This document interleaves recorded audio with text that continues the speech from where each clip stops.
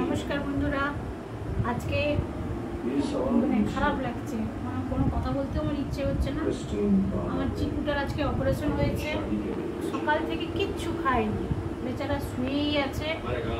তার ব্যথাতে মুখ দিচ্ছে বলে এই মাস্কটা কিনে আনা হয়েছে, তেমনি পড়ে আছে, কিচ্ছু খাচ্ছে না, কিচ্ছু না, প্রচুর কষ্ট হচ্ছে তার।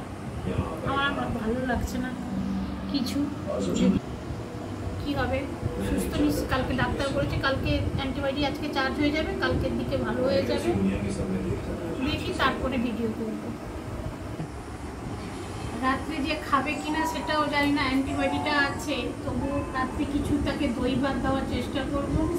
আর নিজেদের খাওয়ার কি হবে কি জানি, তো ছেলেকে হয়তো কিছু বানিয়ে দিব, আর নিজেদের খেতে একদম কোনো ইচ্ছে নেই। মানে সুস্থ হয়ে গেলে সব কিছু